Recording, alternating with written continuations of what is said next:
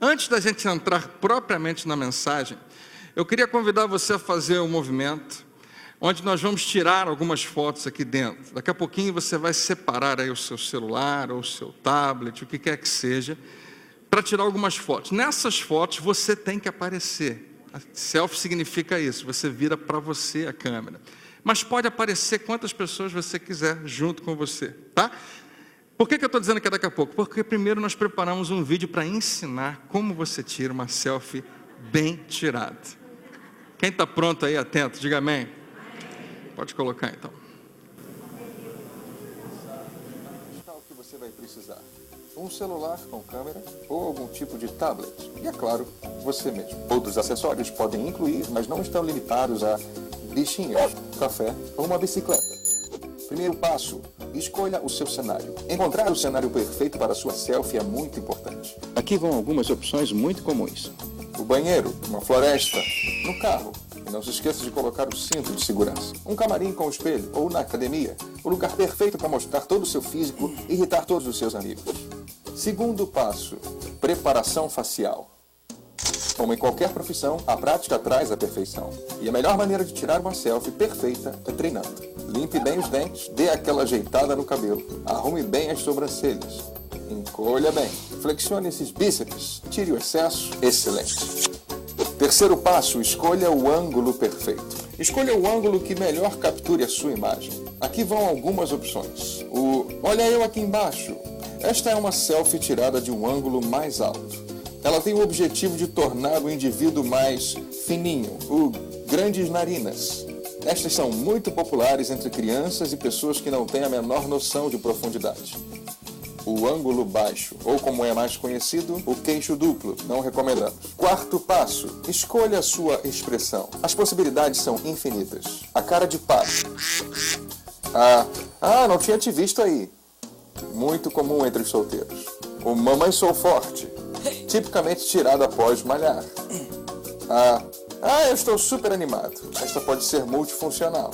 Perfeita para quando você fica noiva, mas também muito usada para disfarçar quando você não fica. Uma vez que os passos de 1 a 4 forem completos, você está pronto para tirar a sua selfie.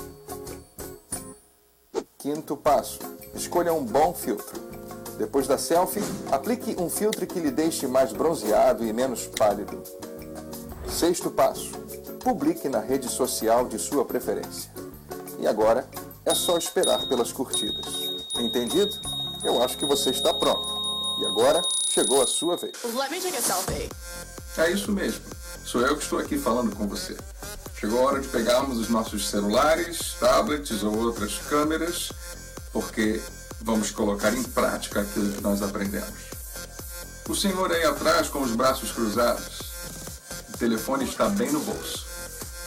Senhoras e senhoritas, procurem dentro de suas bolsas e preparem suas câmeras. Todos estão prontos? Vamos ficar de pé e tirar lindas selfies nesse momento. Preparados? Todos juntos? 10, 9, 8, 7, 6, 5, 4, 3, 2, 1. É hora da selfie. Let me take another selfie.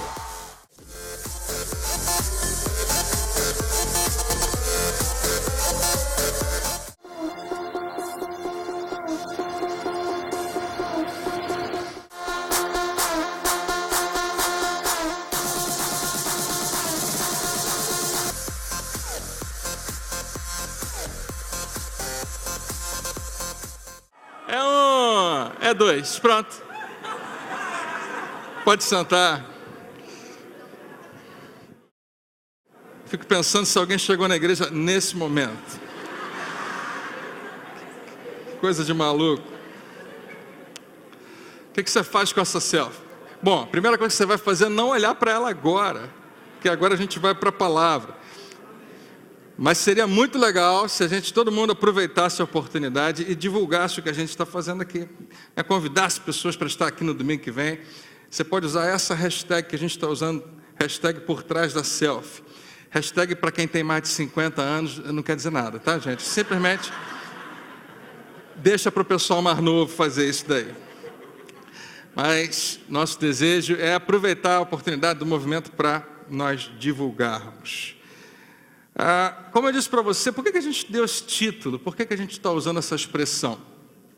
Porque é que hoje aqui a gente fez uma bagunça na hora da selfie aqui, mas, na verdade, a selfie é um fenômeno cultural do tempo que a gente vive, onde as pessoas mostram para as outras o que elas querem que seja mostrado.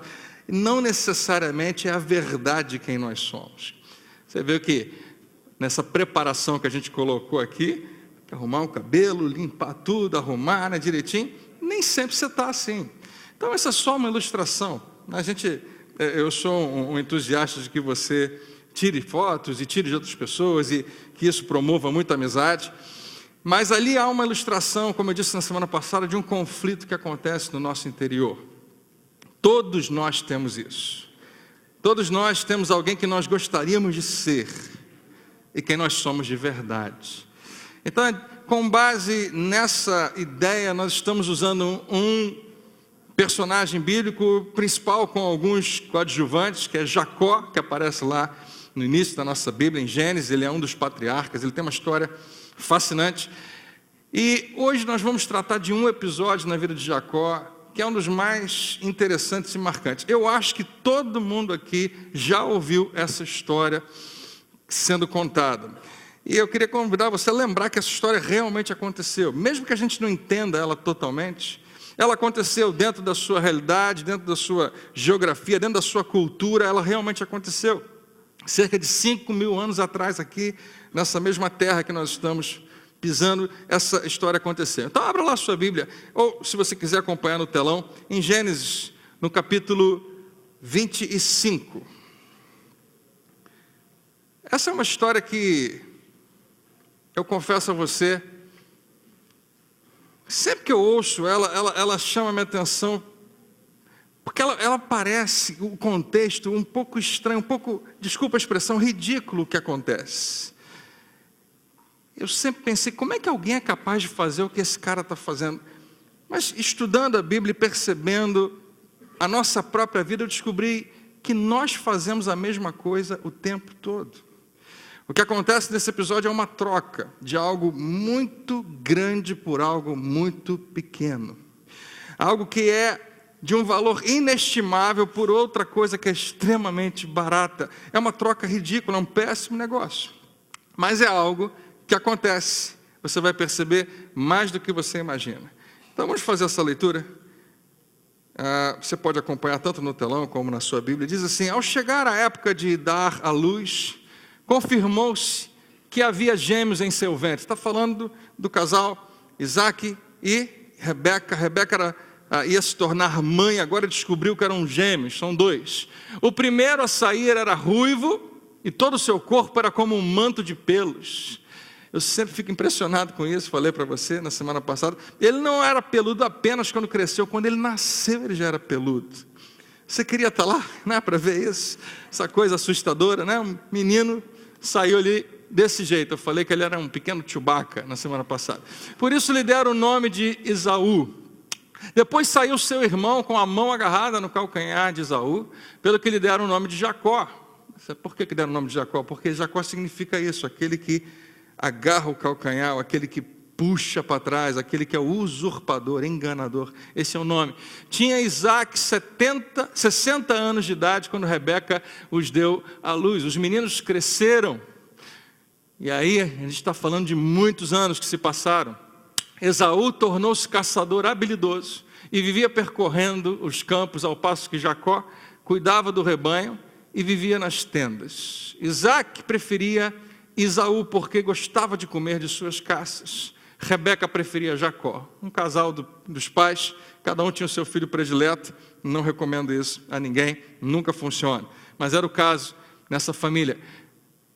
Eu pulei para o 29? 28 ali. 29, certa vez quando Jacó preparava um ensopado, Esaú chegou faminto, voltando do campo. Possivelmente ele estava caçando. E pediu-lhe: dê-me um pouco desse ensopado vermelho aí, eu estou faminto. Por isso também foi chamado Edom. O apelido de Esaú era esse, e esse nome vai aparecer bastante mais na frente na Bíblia. E é a partir daí que começa. Verso 31, respondeu Jacó: venda-me primeiro o seu direito de filho mais velho. Ou talvez na sua versão, o seu direito de primogenitura, filho mais velho. Disse Esaú: estou quase morrendo, de que me vale esse direito? Verso 33, Jacó, porém, insistiu: jure primeiro. E então ele fez um juramento, vendendo o seu direito de filho mais velho a Jacó. Então Jacó serviu a Esaú pão com ensopado de lentilhas. Ele comeu e bebeu, levantou-se e se foi. E assim Esaú desprezou o seu direito de filho mais velho. Eu, quando leio esse versículo, eu sempre entendo na intenção do autor uma tristeza, uma frustração. Parece que tem esse tom. Ali, Esaú desprezou o seu direito de filho mais velho, o seu direito de primogenitura. O título dessa nossa mensagem de hoje, dentro dessa nossa série, que vai ser de 5 semanas, se Deus permitir. Semana passada foi Meu Nome é Jacó, hoje é Filhos Famintos. A gente vai falar de uma fome que acontece nos filhos. Esses 2 filhos estão famintos, cada um por uma coisa diferente. Mas antes da gente continuar, a gente quer fazer uma oração. Faz um favor para mim, fala com 2 ou 3 pessoas ao seu redor assim: eu acho que eu ouvi o seu estômago roncando. Fala para ela: você está com fome?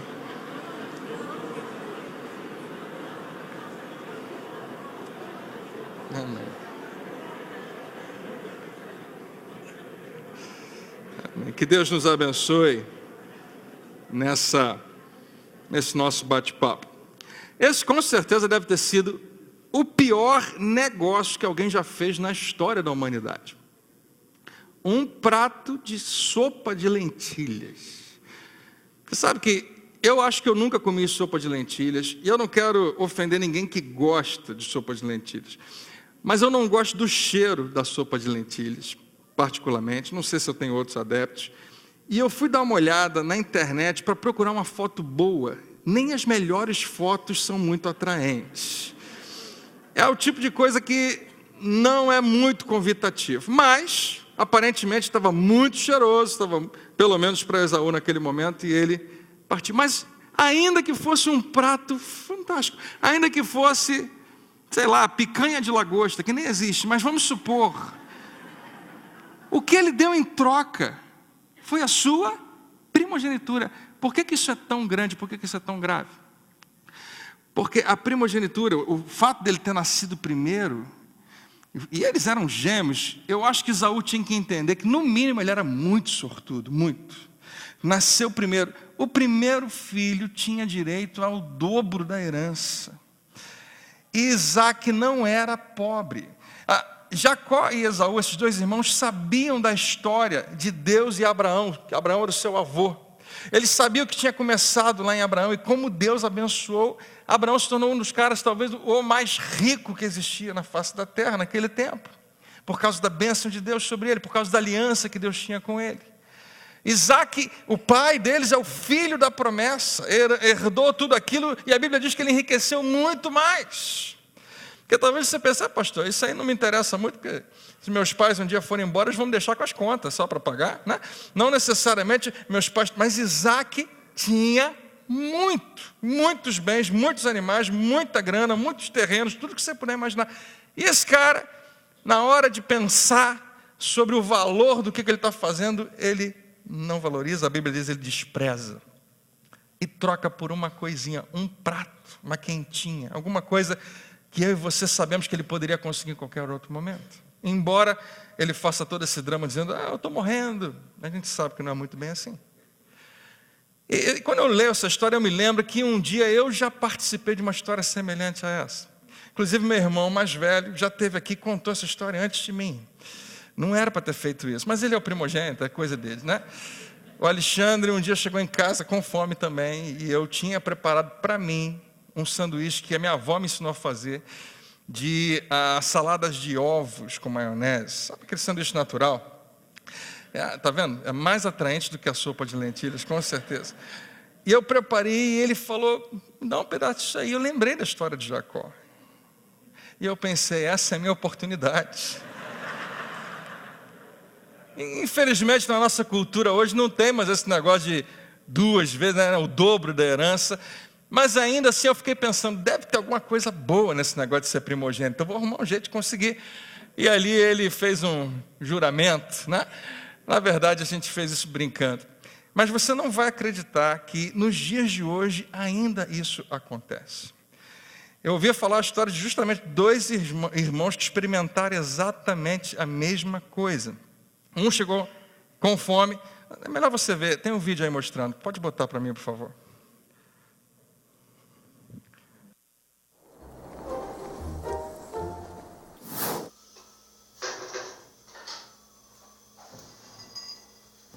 Fala aí, irmãozinho. Pô, cara, que cheiro bom. Ô, pode sair daqui. Isso aqui é meu. Que saco. Pô, acabei de chegar do trabalho, tô com uma fome. O problema é seu. Você vai e vai cozinhar pra você. Ah, cara, só um pouquinho, tá mó cheiro bom. O cheiro tá bom, né? Mas isso aqui é pra mim, não é pra você. Tá, o que você quer que eu faça? Olha lá, hein.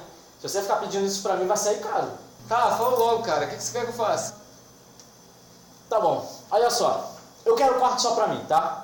Eu quero a cama, o computador. Eu quero o Play 4 com Minecraft. Ah, eu também quero o armário com as suas roupas. Mas nem cabe em você. É pegar ou largar. Tá, é só isso, agora eu posso comer? Não, me passa o celular. Ai, caraca, toma. Eu quero a carteira também.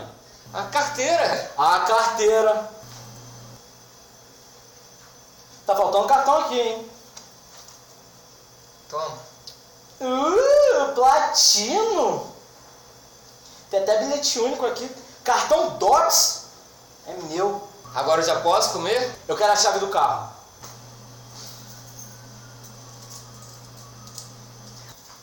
Eu também vou querer a sua namorada, Camila. Cadê ela? Ô, Camila! Que é? Que é isso?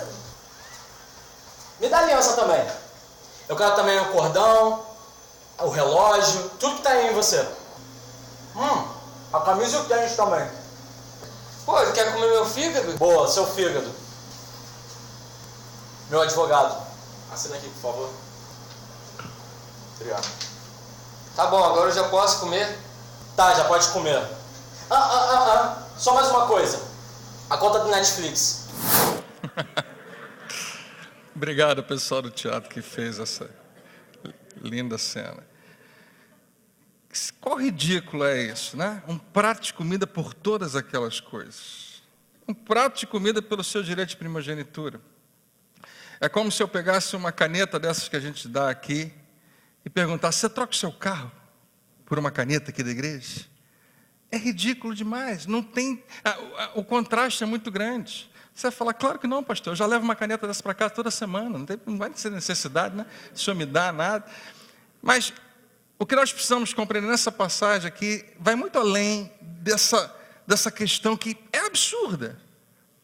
Porque, como eu disse para você, sem percebermos, esse mesmo conflito está acontecendo praticamente diariamente na nossa vida. Eu queria falar com você de 3 cuidados que nós precisamos ter com base nessa história.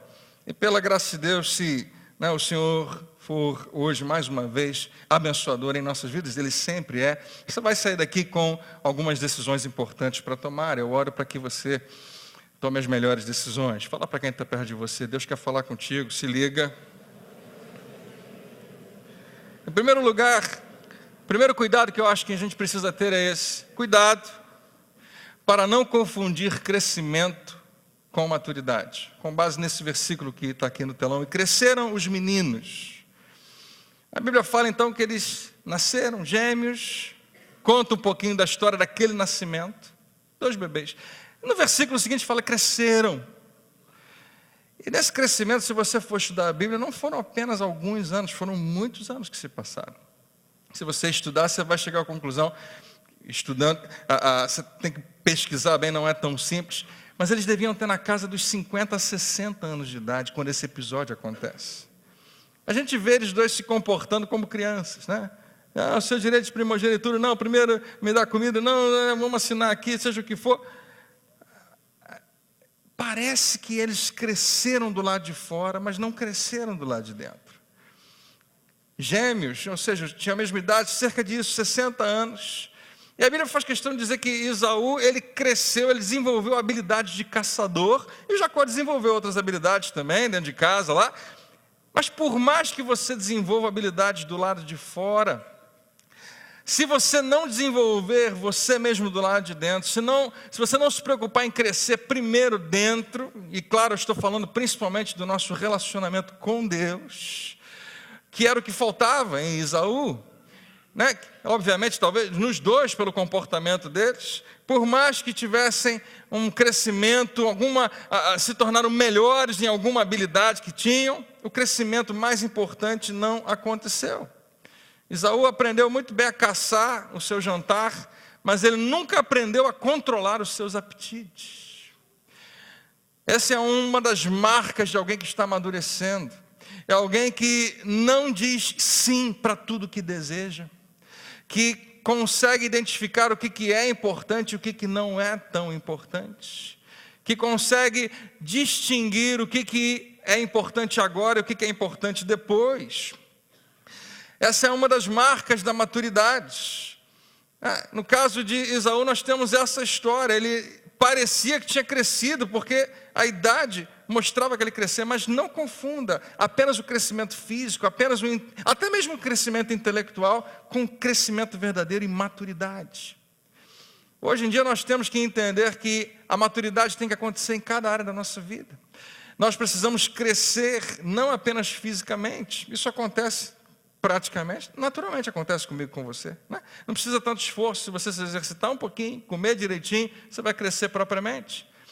Mas esse é o crescimento natural.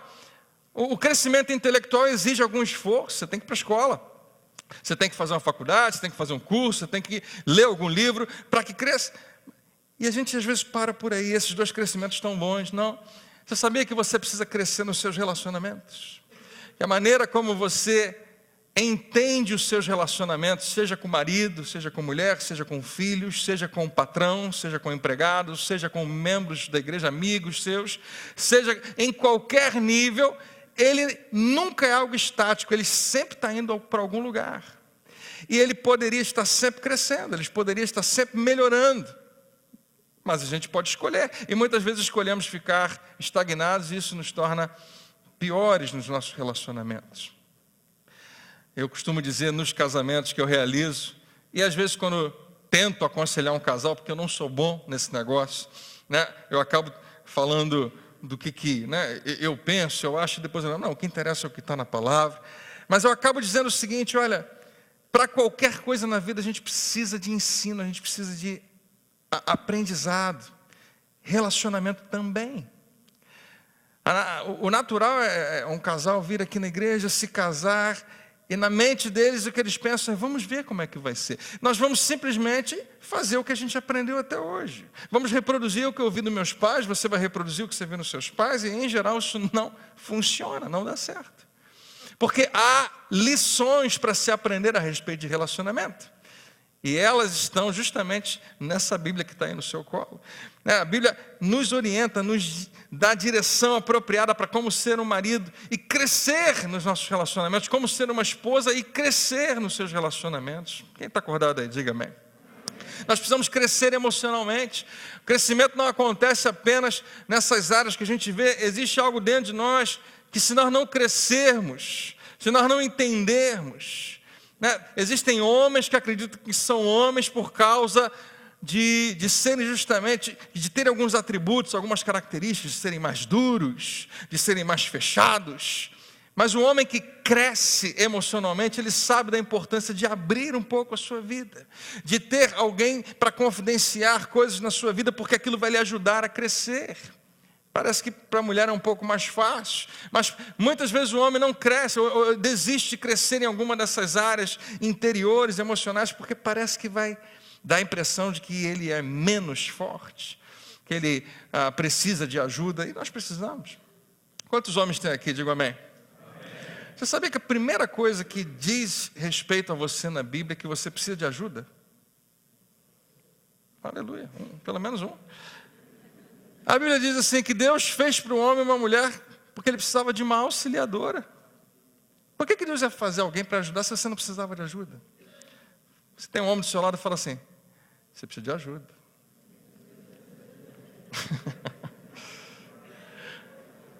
Há pessoas que são ótimas para caçar, são ótimas para, por exemplo, ganhar dinheiro. Se você conhecer alguma, depois você me apresenta. Pessoas que são boas para ganhar dinheiro, mas não são muito boas, às vezes, para manter aquele dinheiro. Do mesmo jeito que ganham, daqui a pouco vai embora. Cresceram numa área, mas não cresceram em outra. Pessoas que são ótimas para começar um relacionamento, começar uma amizade, começar um namoro, ou começar até um casamento, mas não sabem, não têm as habilidades, não cresceram na arte de manter relacionamentos. Não responde propriamente. Tem pessoas que são boas muitas vezes numa determinada área, mas ela se perde no meio do caminho porque não cresceu em outras coisas. Em outras palavras, é possível você crescer do lado de fora sem nunca crescer do lado de dentro. Claro que eu e você conhecemos pessoas assim. Aqui na igreja a gente trata muito do crescimento interior porque a Bíblia faz essa analogia. Do jeito que eu cresço do lado de fora, eu preciso crescer do lado de dentro. Eu não posso mais ter comportamentos de criança em nenhuma área da minha vida, inclusive emocional, intelectual e espiritualmente. Quem está dizendo amém? É o plano que Deus tem para mim e para você, é de crescimento. O apóstolo Paulo é muito sério quando ele fala desse assunto. Ele fala assim, olha, nós precisamos compreender a nossa posição no corpo de Cristo para que a gente não viva mais como meninos, não vivamos mais como crianças que são afetadas pelas circunstâncias, que correm de um lado para o outro, qualquer coisa que bate, elas topam. Crianças têm alguns atributos muito legais, muito importantes, a Bíblia fala que a gente tem que até imitar alguns, mas frequentemente Deus está nos chamando a uma estatura de varão perfeito, né? De nós crescermos e nos tornarmos mais parecidos com Jesus. Crescimento tem que acontecer. Não confunda nem o seu e nem de outra pessoa, crescimento com maturidade. Esse é o nosso primeiro ponto. Quem está ligado, diga amém. Vamos fazer você um pouco mais interativo. Olha para alguém assim e fala, você está crescendo? Tem certeza? Amém?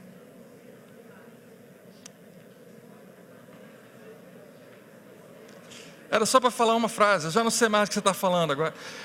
Vamos lá para o ponto número 2. Cuidado com apetites não saciados que se tornam emoções exageradas. Quando nós temos apetites na nossa vida, e eu posso usar o exemplo da comida porque foi o de Esaú, mas ele se aplica em qualquer área da nossa vida. Apetites são desejos que nós temos. Não estou falando apenas de fome. A gente confunde apetite com fome. Às vezes eles andam juntos, mas nós vamos fazer uma distinção. Apetite é um desejo que se tem. Muitas vezes, na maioria das vezes, ele está ligado às vontades da nossa carne. Você entende carne? A Bíblia fala que existe uma parte de você, que faz parte da sua natureza, que meio que luta contra você, que meio que é antagônico a quem você é. Os nossos apetites frequentemente estão ligados à nossa carne. São apetites que precisam ser controlados. Alguns deles nunca devem ser saciados. Precisa matar de fome aquela vontade, aquele desejo. Eu queria ouvir um amém de vocês. Esaú, ele toma decisões erradas. E que decisão horrorosa, que decisão terrível. Por quê? Porque ele era burro? Porque ele era ignorante? Porque ele era um mau filho, porque ele era muito criança? Não, como eu disse para você, já estava na casa dos 50, 60 anos de idade. Ele toma uma péssima decisão porque estava com fome. E com fome, muitas vezes a gente toma decisões erradas. Você sabe do que eu estou falando. Há um comercial, eu até trouxe também, de repente a gente coloca para você ver, um comercial de um chocolate que chama Snickers. E a gente agora já tem bastante tempo, antigamente não tinha aqui no Brasil, agora tem. E criaram um comercial que diz a seguinte frase, eu até coloquei aqui para você guardar: você não é você quando está com fome. Quantos testificam no seu espírito que isso é verdade? Você não é você, alguma coisa muda em você. Talvez muda, irmão lá, levantou os 2 braços. Mas você é você agora, né, irmão? Está tudo certo? Então dá para segurar mais um pouco, né? Se você está com fome mesmo, e a gente, claro, a gente acha que fome é o que a gente sente quando uma refeição não acontece, né? Mas que seja, você daqui a pouco não consegue pensar em outra coisa. Pode ser que quando terminar esse culto você tenha essa experiência, né? O que você está pensando não é quem são as pessoas que você vai bater um papo, conversar. Você não vai pensar muito no que vai acontecer no dia de amanhã. Talvez você pense um pouco. Amanhã tem que acordar a tal hora. Mas você com certeza vai pensar no que você vai comer daqui a pouco. Existe algo dentro de você que prepara isso, que antecipa isso. Você quer ver eu ficar com raiva? E já aconteceu várias vezes comigo. Eu chegar para Rafa, eu estou com uma fome. Eu preciso comer alguma coisa. O que tem aqui em casa? Ela fala, faz pipoca. E ela fala sério. Aparentemente pipoca para ela funciona. E ela parou porque ela sabe que isso me irrita muito. Mas pipoca. Queridos, pode chegar um dia em que vocês tenham, no meu caso, tanta fome, que a pipoca, né, como para Esaú, se torne um manjar dos deuses, né? A melhor comida que poderia existir. No caso, não. Bota esse vídeo só para a gente colocar, para você ver. Porque eu queria fazer uma crítica no final desse vídeo. Queria que você observasse, claro que, eu não sei nem se o YouTube vai deixar a gente passar, mas a gente tem uma crítica, pode botar, interessante no final. Esvaziar a geladeira os vagabundos, sabe? Agora fazer compras. Depois a gente faz, velho. Depois a gente lava, depois a gente limpa, depois a gente espera o trouxa. Ai, que isso? Fazer tudo. Na boa, Léo. Come um Snickers. Por quê? Porque você fica insuportável quando você tá com fome. Melhor? Melhor. Você não é você quando tá com fome. Snickers, uma barra de chocolate, amendoim e caramelo que mata sua fome. Eu não queria deixar você com fome nesse momento. Uma barra de chocolate com amendoim e caramelo que mata a sua fome.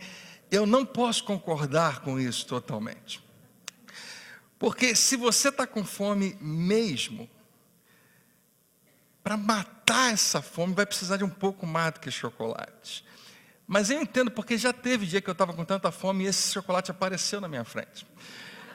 E outros semelhantes a eles, e caiu bem a beça, porque tem aquele amendoim que é meio salgado, misturado com caramelo, chocolate, que é uma coisa que eu acho que vai ter no céu, eu acho.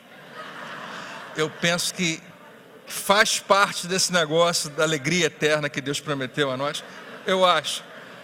Não sei se você discorda, mas eu preciso fazer uma crítica, porque quando você está com fome, tem algo em você que talvez queira um chocolate. Mas você sabe muito bem que aquilo não é o melhor para você. Embora, obviamente, para fazer um bom anúncio, um bom comercial, eles têm que falar, vai matar a sua fome. Mas se você está com fome mesmo, você precisa de um prato de comida. Qualquer nutricionista bom vai dizer para você, você quer perder peso, você quer andar em forma, você quer ter uma boa saúde, você não deve jamais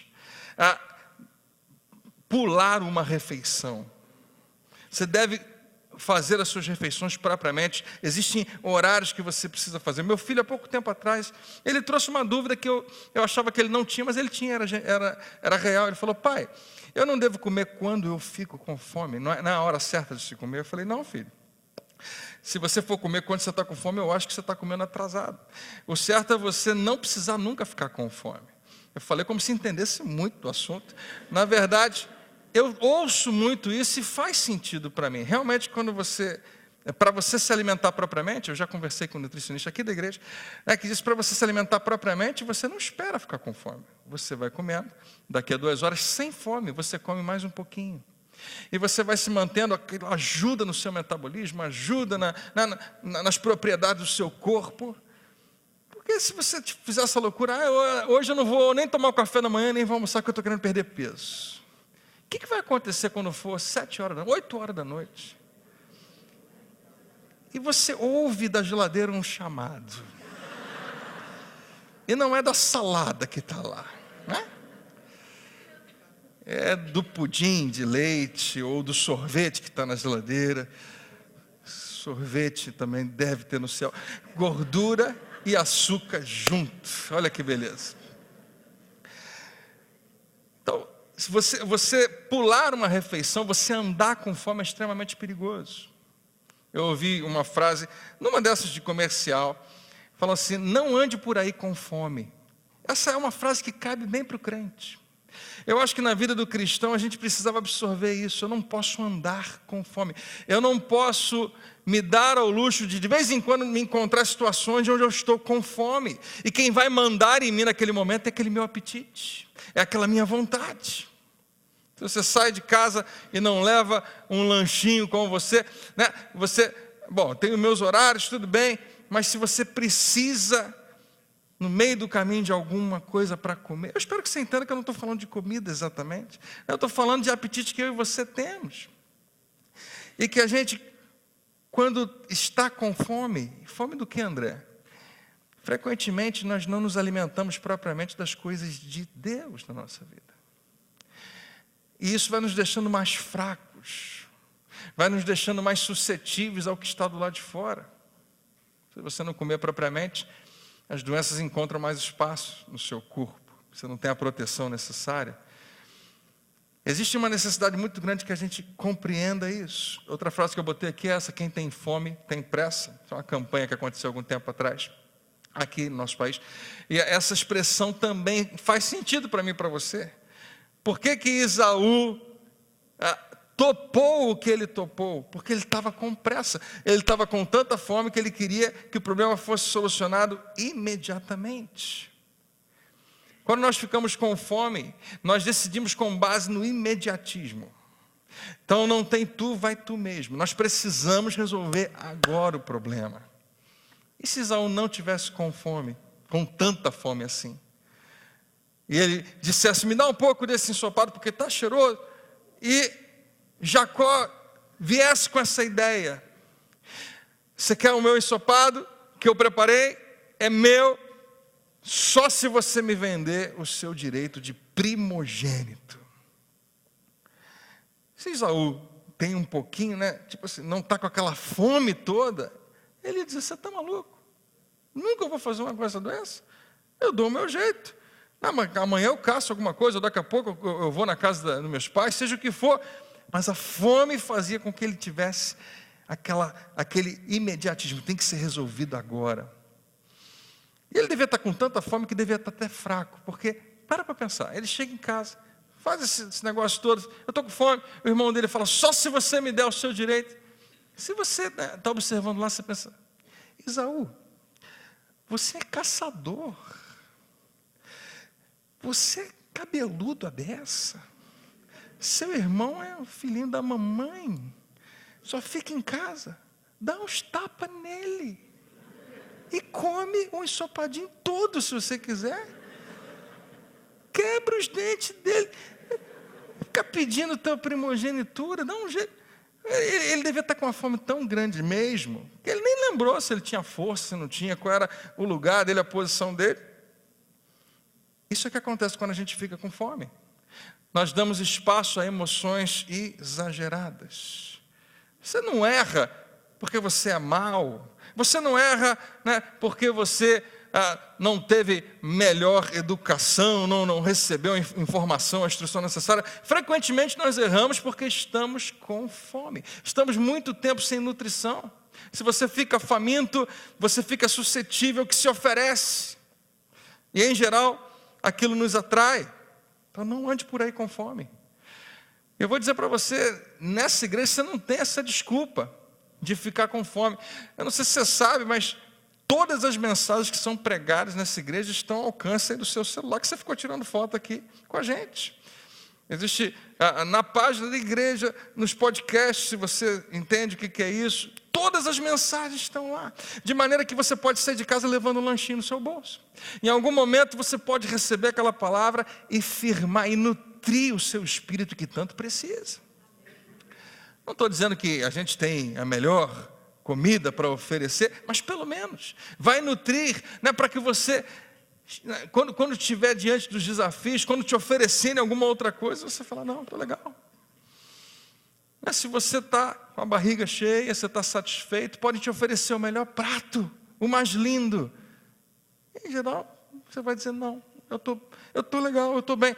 Então, existem certas coisas que Deus preparou, que podem dominar a nossa maneira de pensar, para que a gente justamente não caia nessas ciladas.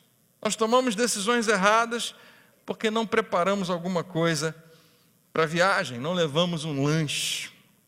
Preste atenção aqui. Esaú estava tão faminto que ele se dispôs a fazer qualquer coisa para satisfazer o seu apetite. Vou parafrasear. Eu e você muitas vezes ficamos tão famintos. Famintos de sermos amados. Famintos de sermos valorizados. Ficamos solitários. Ficamos cansados. Que nós muitas vezes nos dispomos a fazer qualquer coisa para ficar livre daquilo, para satisfazer aquele apetite, aquele desejo. Existe um paralelo entre essa fome de Esaú, tão grande, tão louca. Esaú é até dramático, né? Eu acho que eu vou morrer. E existe um paralelo entre isso e os nossos anseios reais, espirituais. Quando nós ficamos com muita fome, tudo fica fora de proporção. As coisas perdem um pouco a sua realidade. Porque você não vai querer uma sopa de lentilha realmente se você estiver com fome. Mas, na verdade, a fome faz isso comigo e com você. Aquilo se torna atraente. Existem jovens, meninas, que estão com uma sede tão grande de serem amadas e valorizadas. Eu estou falando isso de uma maneira geral, não estou falando para ninguém especificamente. Mas que aí começam no namoro e aquele namorado, aquele rapaz, começa a fazer o que não deveria fazer, a tocar onde não deveria tocar, a mexer no que não deveria mexer. Mas ela pensa, muitas vezes, eu não quero ficar solitária, eu não quero ficar sozinha. Deixa eu falar uma coisa para você, jovem. Da próxima vez que alguma coisa semelhante acontecer, que um jovem aparecer, você precisa começar a declarar, olha, eu não como ensopado. Deus tem preparado para mim uma mesa. Deus tem uma porcelana chinesa para mim. Talheres de ouros. Quantos creem que Deus tem o melhor reservado para você? Sopinha de lentilha. Eu acho que vai começar a ter gente chamando os outros disso daqui a pouco, né? Sopa de lentilha. A gente tem que ser cuidadoso. A sede e a fome, o apetite de ser amado muitas vezes é tão grande que a gente troca por uma noite, por uma experiência sexual, por um momento que ninguém vai ficar sabendo e eu matei a minha fome. E a gente troca muitas vezes. Você entende que você não precisa ficar com fome. O amor de Deus é mais que suficiente para saciar você completamente. E se você tem dúvidas disso, eu queria ir além e dizer, Deus também coloca muitas pessoas dele para serem uma revelação do seu amor na sua vida. Eu acredito que a igreja tem essa função primordial. Você pode discordar, tem muitas pessoas que acham que a igreja é para outras coisas. Eu acredito que essa é a função primordial na igreja. Eu e você somos responsáveis de deixar fluir o amor de Deus para outras pessoas. Para que ninguém nunca precise ficar com fome. Para que essa graça realmente alcance.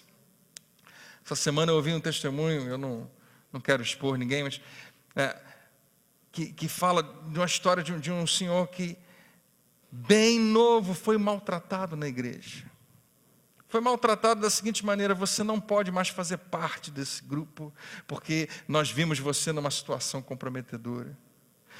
E ele não estava numa situação comprometedora, parecia estar. Outros depois vieram e falaram, olha, ele não estava naquela situação, mas agora era tarde. Ele estava completamente marcado por aquela rejeição. E durante anos e anos e anos, 40 anos, nunca mais pisou na igreja. Porque a igreja, ao invés de ser o canal do amor e da graça de Deus, ela tem grandes chances de ser, e frequentemente e é uma pena, isso acontece mais do que a gente imagina, um canal de destruição na vida das pessoas. Talvez a maior igreja que exista hoje são dos desviados. E os desviados estão lá fora porque foram ofendidos, muitos deles. Eu já mencionei para você que eu ouvi um pastor falar algo que me chocou, mas ao mesmo tempo eu entendi. falou que as pessoas mais horrorosas e malignas que ele já conheceu foi dentro da igreja. É horrível ouvir um negócio desse. Mas você sabe por que isso acontece? Porque você pode estar dentro da igreja e ser simplesmente religioso. E a religião faz isso. Quantas milhões de pessoas já morreram nesse planeta por causa ou em nome da religião? Interpretaram de alguma maneira o que eles achavam que Deus queria, esqueceram completamente que a palavra revela Deus como Pai, que Jesus vem dizendo que Ele te ama incondicionalmente, que não tem nada a ver com o que você faz ou com o que você fez, tem tudo a ver com o que Ele fez por você. A igreja deve exercer esse papel fundamental de deixar que o amor de Deus flua através dela enquanto pessoas. No entanto, a gente sabe, às vezes não precisa de muito, uma discussão, uma briguinha aqui. Algumas pessoas pensam, puxa vida, na igreja esse tipo de coisa acontece. Se você já teve esse discurso algumas vezes, puxa vida, a pessoa é crente, não acredito, é um irmão da igreja. Você sabe por que a gente tem esse discurso? Por que a gente fica tão frustrado? Se alguém do nosso trabalho faz a mesma coisa com a gente, tudo bem. Mas por que a gente fica tão frustrado com o crente, com o cristão, com o irmão? Por causa da expectativa. Nós depositamos uma expectativa de que essas pessoas vão ser boas demais para nós. E deixa eu te falar, não vão ser, nem todo mundo. E frequentemente a gente falha. Existe uma perspectiva correta em você ter expectativas. É você se colocar do outro lado da história. Eu quero ser uma bênção. Quantos querem ser uma bênção? Você pode ser uma bênção. Como eu disse para você, crescimento pode acontecer na nossa vida. E quem sabe, por causa da sua postura, da sua posição, há pessoas que estavam com fome, mas vão ser saciadas. E não vão precisar trocar esse amor que elas precisam, genuíno, que vem de uma fonte limpa. Elas não vão beber de uma outra fonte contaminada que tem lá fora, que vai dar a elas a sensação de um amor, mas que simplesmente desaparece. É um falso amor, é um pseudo-amor. Não, nós não precisamos disso. Deus tem nos dado uma fonte cristalina, e o seu amor pode envolver a nossa vida desse jeito. E você pode ser um canal dessa fonte. Alguém diz amém? Amém. Tudo talvez que Esaú precisasse. Pensa comigo. Esaú chega em casa faminto. Ele faz um péssimo negócio. Agora, vamos colocar só mais um personagem nessa história. E se Esaú tivesse um amigo? Podia ser completamente diferente essa história. Se Esaú tivesse alguém com ele ali, só observando o que está acontecendo. Antes de Esaú fazer qualquer coisa, esse amigo falou, Esaú, você está maluco? Isso é ridículo. Você pode estar com a fome que for, você aguenta mais um pouco. Você não vai trocar algo tão grande por algo tão pequeno. Esaú abre o olho. Vamos lá falar com a sua mãe. Eu sei que ela não gosta muito de você, mas ainda assim ela pode preparar uma comida lá para você. Não precisa ser assim. Um amigo podia fazer toda a diferença. Você sabia que um amigo pode fazer toda a diferença? Amigo mesmo. Eu não pergunto para você se você quer ser uma bênção, é isso que eu estou falando. E deixa eu ser esse amigo para você hoje. Eu acho que pode haver alguém aqui que está prestes a tomar uma decisão que parece ser ótima para matar a sua fome, mas que no final pode arruinar toda a sua vida. Foge desse ensopado de lentilhas. Sai correndo desse prato que está sendo oferecido a você, porque o que Deus tem reservado para você é infinitamente maior e melhor. Amém? E o terceiro e último. Cuidado com a tentação de desistir do que você mais quer pelo que você quer agora. Vou pedir para a Bia subir aqui para o teclado. Cuidado para você não trocar o que parece ser uma solução imediata pelo que estava sendo reservado de melhor para você. A gente vive um tempo, como eu disse para você, de uma crise tão grande, onde as pessoas estão diariamente fazendo esses péssimos negócios. Hoje, a gente usou esse exemplo da comida, raramente isso acontece com alguns de nós, Mas quantos de nós não estamos percebendo que estamos trocando coisas grandes por coisas pequenas? Você sabe por que nós fazemos isso? Porque não queremos esperar. Por que Esaú faz essa loucura? Ouça aqui. Se o seu direito de primogênito, de filho mais velho, que garante a ele uma herança, é isso inclusive que a Bíblia vai falar daqui a pouco no livro de Hebreus, uma herança para ele. Se tivesse com ele agora, ele ia trocar? Supondo que Isaac já morreu, a herança já foi repartida, esse filho Jacó poderia dizer: eu quero toda a sua herança. Claro que ele não ia dar, porque agora já é dele, mas porque ele tem que esperar, porque o tempo tem que passar até aquilo acontecer. Parece ser mais fácil, eu vou resolver meu problema agora. Há coisas que acontecem com a gente que a gente acredita igual Esaú: se eu não fizer isso eu vou acabar morrendo. Ele fala: eu estou prestes a morrer, porque ficou com fome. Não era para ter ficado, podia ter se alimentado propriamente. Por que um homem acaba abrindo mão da sua família por causa de um caso? Por que uma mulher acaba abrindo mão da sua família por causa de um caso? Por que troca-se esse direito tão especial de filhos de Deus por um prato de lentilha, por um prato de sopa?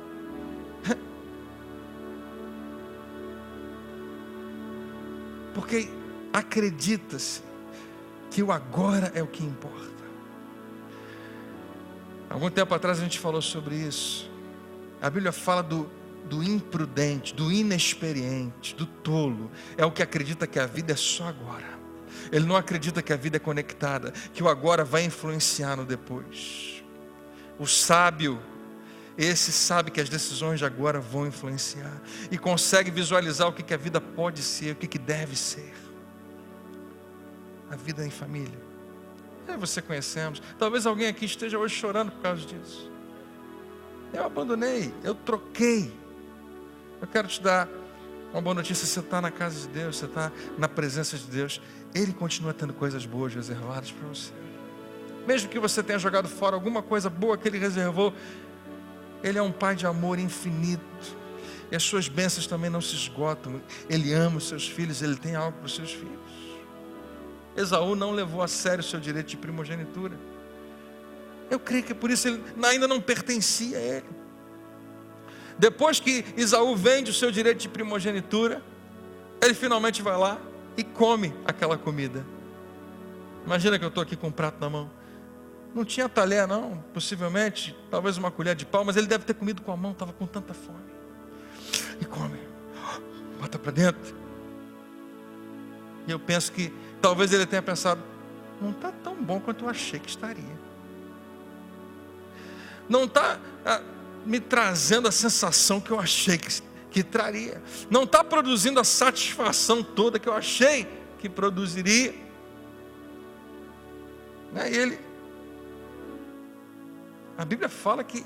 E é estranha a maneira como acontece. A Bíblia fala: ele senta, come, comeu, levantou e saiu. Foi embora.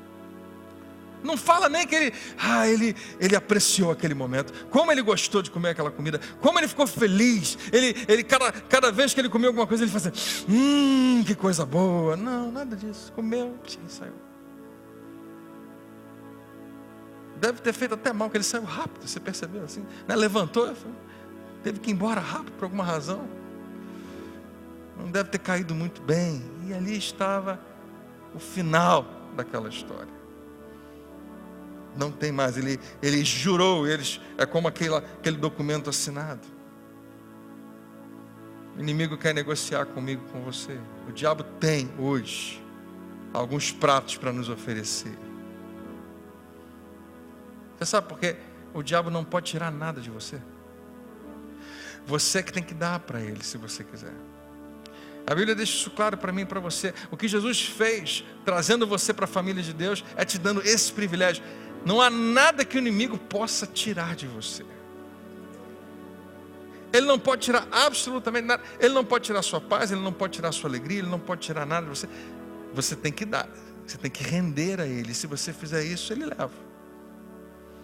Alguém talvez esteja pensando, pastor, é muito interessante o senhor estar falando aí, mas isso não tem nada a ver comigo. Eu não tenho direito de primogênito. Mas por mais que você não saiba, você tem. Se você está em Cristo, você tem o direito de filho de Deus. Isso é muito grande. A primogenitura de Esaú era invisível. E porque era invisível, ele perdeu a perspectiva. Escolhe algo barato e visível, ao invés de escolher algo precioso, inestimável, porque era invisível. Da mesma maneira, o inimigo nos mostra alguns pratos para nos levar a perder nosso futuro. Eu coloquei no seu papel, nosso futuro, nossa pureza e a nossa integridade. E 2 Coríntios 4 fala que a gente deve ficar atento ao que é invisível. Olha que interessante. Atentando sempre para as coisas que não se veem, porque essas são eternas. O que aconteceria se Esaú lembrasse, naquele momento eu preciso ficar atento ao que é invisível, ao invés de ficar focado só nisso aqui? Mais uma vez, se ele não tivesse com tanta fome, se ele tivesse um amigo do lado, essa história poderia ser tão diferente. Você tem direito de filho de Deus. Fala para quem está perto de você, como se você fosse advogado dele, fala assim, você tem uma herança.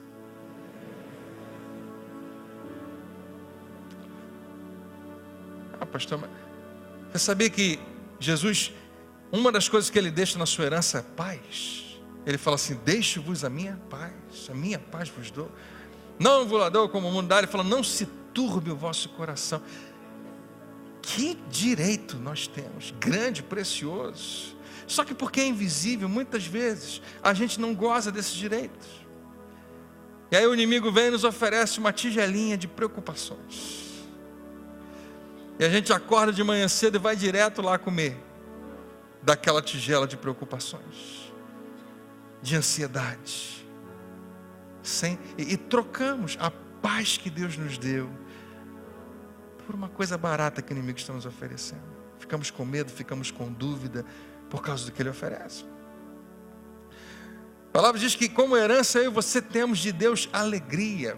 O apóstolo Pedro fala que é uma alegria indizível e gloriosa. Você pode acordar amanhã, o inimigo nunca...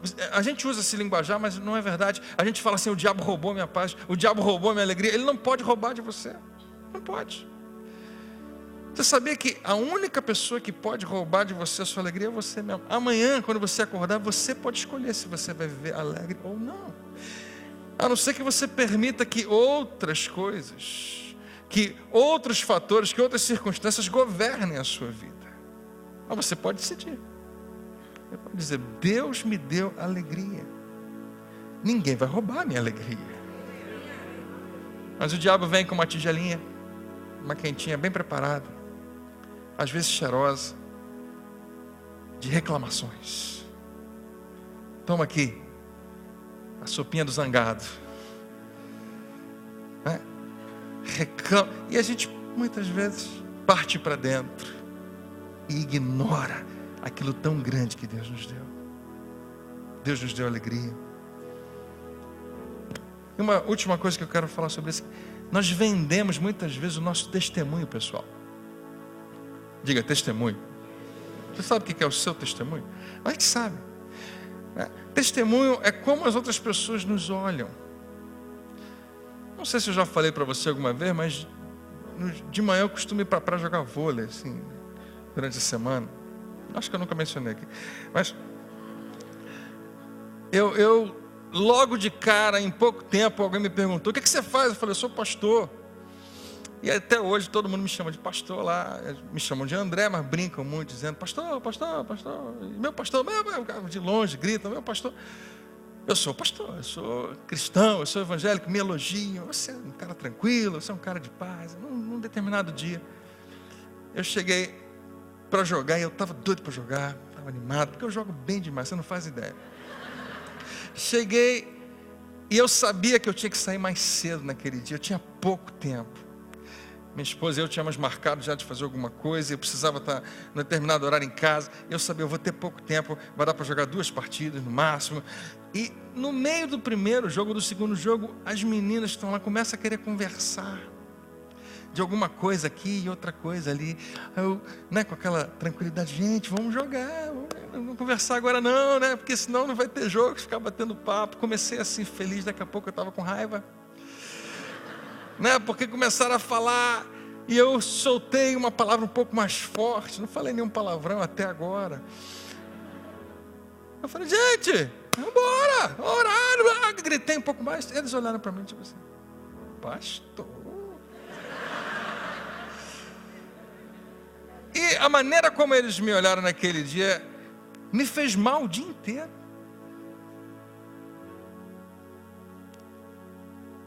O meu testemunho, por causa de mais uma meia horinha de jogo, você entende?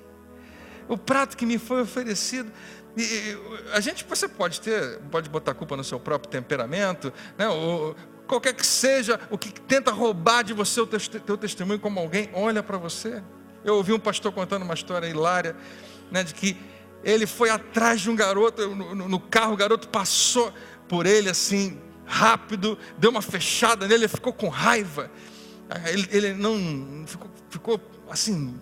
Ele falou, esse é o tipo de coisa que me irrita muito. Ele foi atrás do garoto, quando chegou perto do garoto, abriu a janela, olhou para o garoto e falou, rapaz, você está dirigindo igual um maluco? Aí o garoto falou, calma rapaz, fica tranquilo. Não, você que tem que ficar calmo e tranquilo, está dirigindo igual um doido. Aí o garoto falou, não, você que tem que ficar calmo e tranquilo, porque tem um adesivo da Igreja Nova Vida aí no seu carro.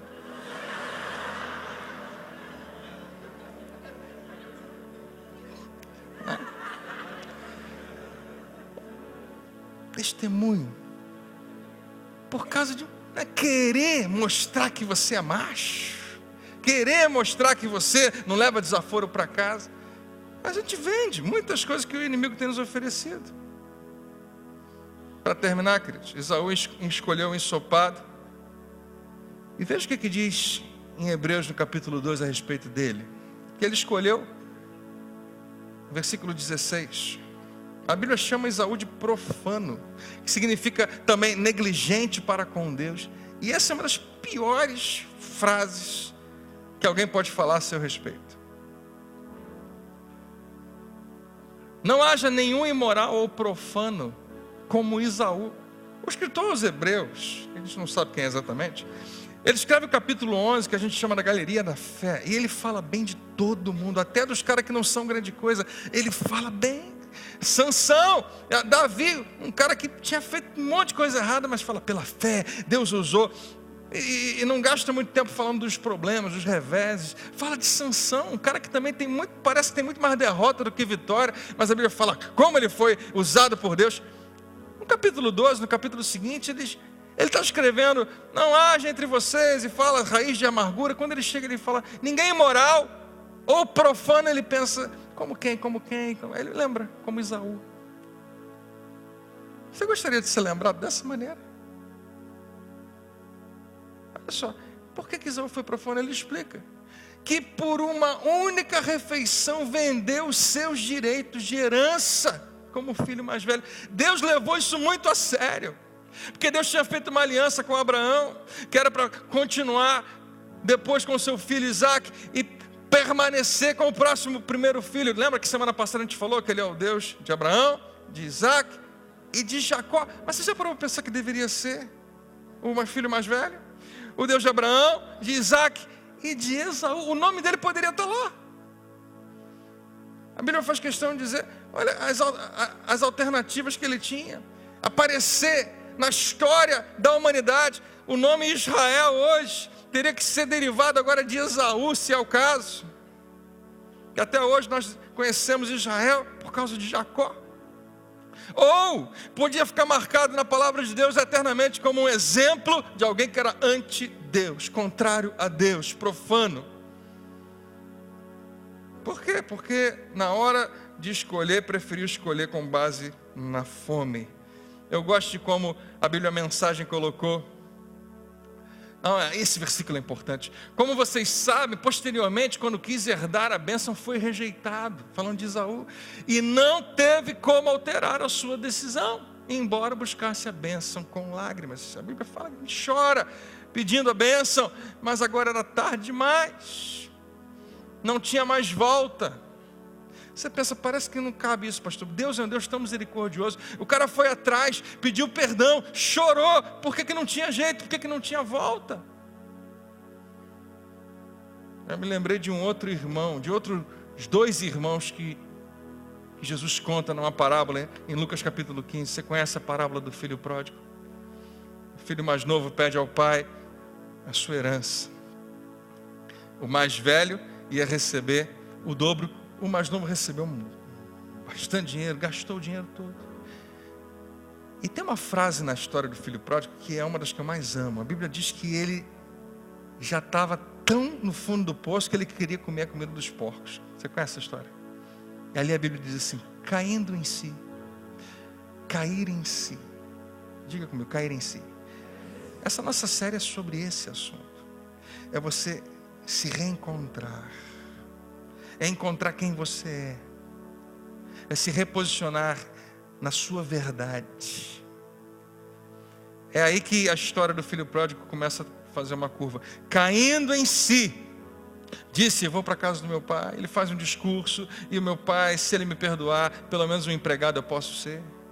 Você conhece a história no final? Aquele pai abraça o seu filho, beija o seu filho, dá uma festa para o filho, fala: filho, você é filho, então nós vamos festejar. Você estava morto, mas reviveu. Você estava perdido, mas foi encontrado. Aleluia. Quantos aqui conhece a história do filho pródigo?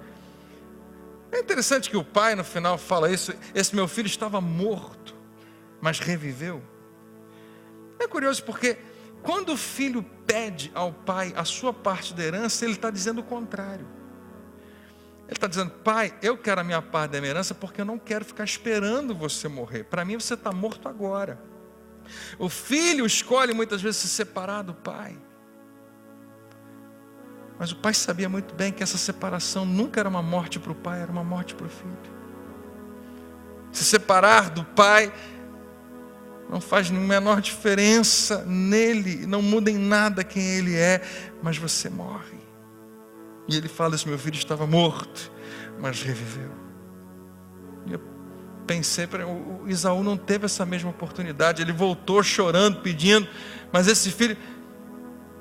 E aí Deus me lembrou de um outro filho mais velho, de um filho primogênito, que na palavra de Deus diz que é o primogênito dentre os mortos. Alguém que também saiu de casa, que deixou só o céu, que veio até aqui nessa terra.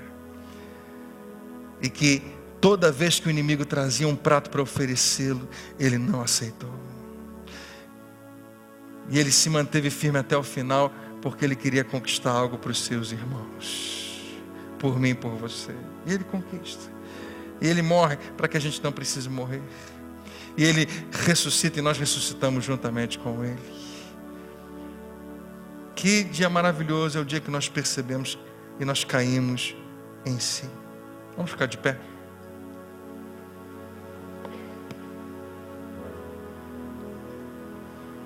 Uma passagem famosa, especialmente entre os religiosos, legalistas, é Romanos capítulo 3, verso 23, que diz: todos pecaram. O que vem depois? Estão destituídos da glória de Deus. Todos pecaram. Todos. Você sabe o que isso quer dizer?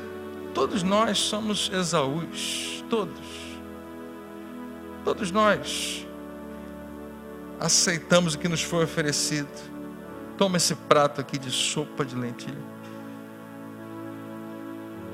E nós poderíamos escolher, mas escolhemos muitas vezes errado. Mas o versículo seguinte diz assim: sendo, pois, justificados. Da mesma maneira que todos nós somos Esaú, quando nós caímos em si, quando nós escolhemos Jesus, sempre podemos ser restaurados. Eu oro para que nessa noite você comece esse processo. Você não precisa ir tão longe. Acho que a gente possa cair em si, se encontrar, começar a se encontrar. Você lembra que a gente falou hoje? Cuidado para não confundir. Isso é apenas para a gente introduzir a mensagem. Cuidado para você não confundir o tempo que passou com a maturidade. Todos nós precisamos crescer do lado de dentro. É muito ruim ficar velho e continuar sendo criança. nos comportamentos, não no que realmente é importante. Cuidado para não trocar o que você mais quer por aquilo que você quer agora. Cuidado para não deixar que seu apetite, que a sua fome seja tão grande, tome conta de você, que você comece a decidir errado por causa disso. Eu creio que Deus está encontrando pessoas aqui num momento muito especial de dizer: para, não dê mais nenhum passo, não vá mais nessa direção. Eu tenho algo muito bom reservado para você, apenas espera um pouquinho. Amém? Feche seus olhos, vamos orar juntos.